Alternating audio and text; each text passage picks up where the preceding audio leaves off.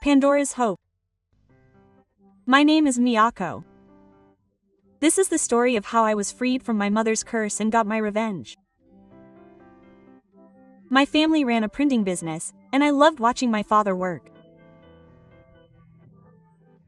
I remember him saying with shining eyes that his dream was to make the company even bigger.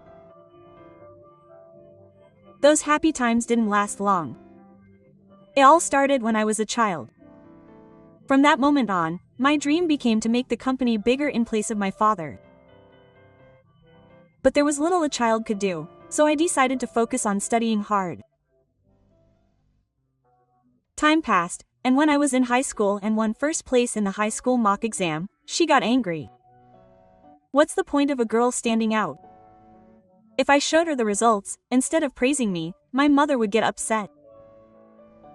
There's no point in studying. My younger brother will take over the company. With those words, my mother threw the results of the mock exam into the trash. When I saw that, I felt like my dreams and feelings for my father were being wasted and abandoned. My mother had extremely timeless ideas.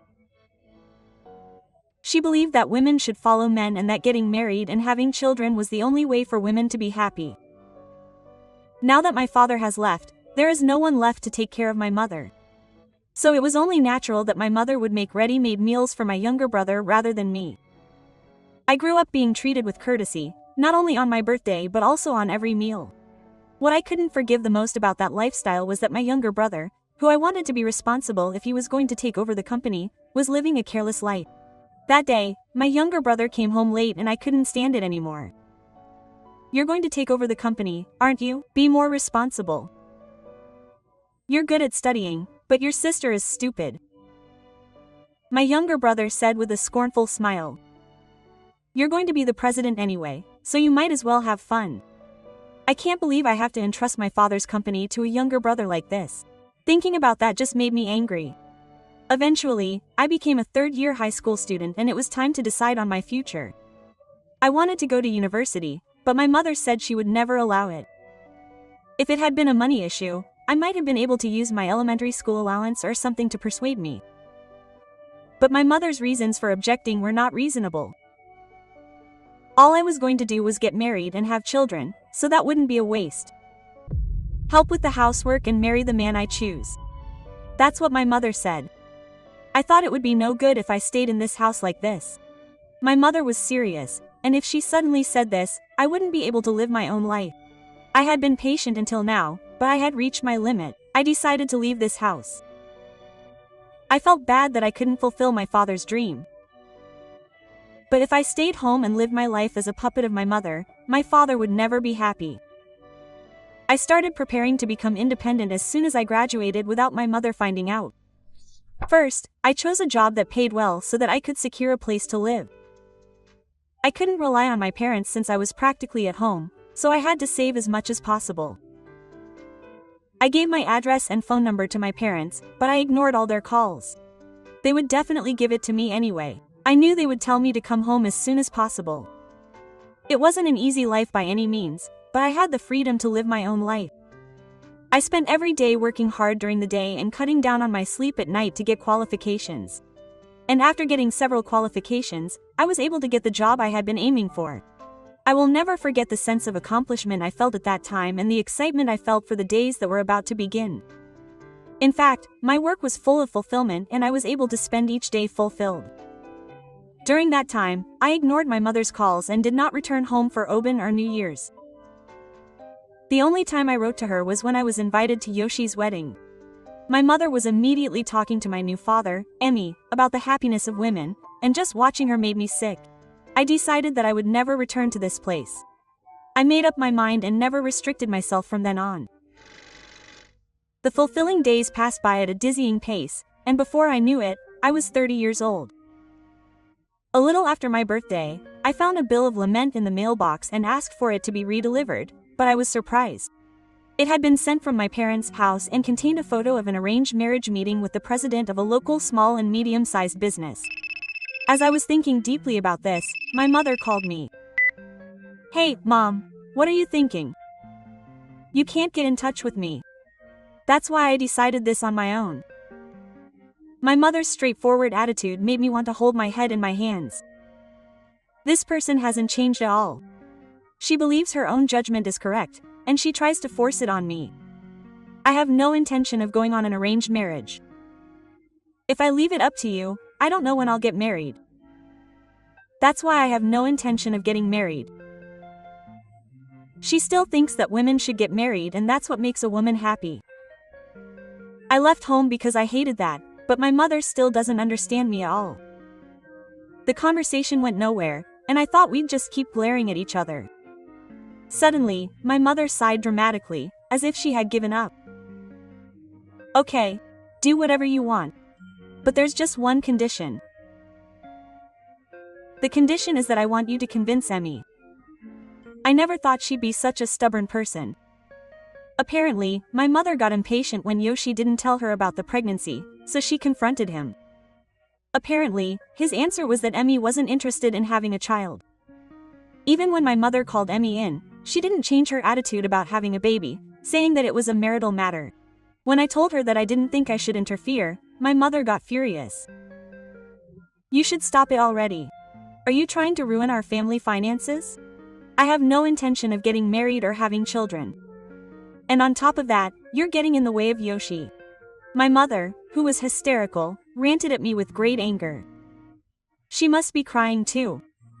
She's such a terrible daughter. My heart skipped a beat.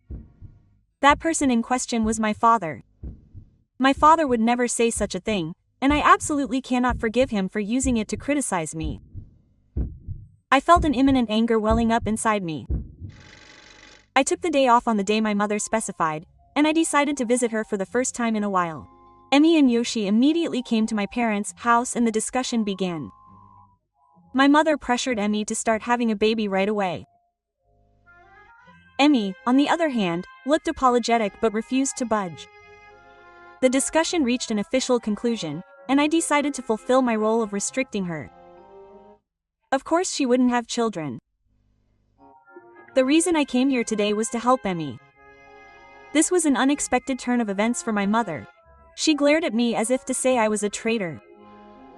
What kind of way to put it? You mean it's also the reason you don't want to have children?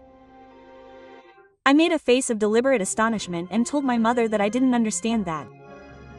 I paused long enough to make my mother anxious as she waited for an answer before continuing. There's no way I could have children with a mother-in-law like you. What? My mother had been acting like a queen in this closed world until now, but now that I had completely rejected her, her face was red with anger like I'd never seen it before. When I brushed off my mother's angry lashes with a calm face, she turned her attention to Emmy. Emmy was overwhelmed by the force of my mother's insistence that it was all my fault. Emmy, don't you have to put up with it? I'll protect you. Emmy looked up and our eyes met, and I smiled encouragingly. After all, mothers always interfere with children, don't they? And then Emmy began to talk about how painful it was for her mother to interfere in their married life. She forced her to live by her mother's values, imposing a timeless way of thinking. And he said that he never wanted his child to feel that way. His mother, who was on the verge of exploding with anger, finally couldn't stand the atmosphere. Come on, calm down. What do you mean calm down? Yoshi is also in the wrong. Normally, Yoshi should be protecting his wife. But it was ridiculous of him to try to please his mother and make her feel lonely. When I think about how Emmy has endured this situation all this time, I can't help but feel sorry for her. If she had a child in this situation, Yoshi would be the same as he is now, and he wouldn't try to protect the child from his mother. Emmy, why don't you just get a divorce and leave these people behind? That would be a problem. I love Emmy. Don't say you want a divorce. Panicked, Yoshi clasped his hands together and said that he would definitely protect Emmy. Emmy looked troubled, but she didn't seem to be bothered. That didn't amuse his mother. There was no one in the room who would listen to what his mother had to say now. What are you talking about, Yoshi? You want the president to be fired. Do whatever you want. Emmy is more important to me. At this moment, I also began to see my brother in a new light. Yoshi seems to genuinely love Emmy in his own way. I wish he had realized how important Emmy was to him sooner. But it's not too late to repair their relationship. Thus, my mother, who was furious, accepted me as president, kicked me out of the company, and cut ties with my mother. My mother became president of the company, but it went bankrupt less than 5 years later. The printing industry is changing dramatically due to the rise of ebooks. In such a situation, there's no way my mother, who clings to old-fashioned ideas and never accepts the opinions of others, can succeed. I hear that many people have quit their jobs, disappointed by a leader who can't keep up with the times. In the end, my mother lost both her family and the company because she believed in what was fun for her. The only thing that still bothers me is that I couldn't make my father's dream come true. I feel bad for my father, but I think there was nothing I could do about it because my mother was the kind of person she was. On the other hand, Yoshi seems to have changed his mind and is getting along well with Emmy. Emmy finally got pregnant and sent me a picture of her happy smile along with an ultrasound photo. Right now, work is my top priority, but someday it might be nice to realize that I have my own happy family. That's what Emmy's smile made me think.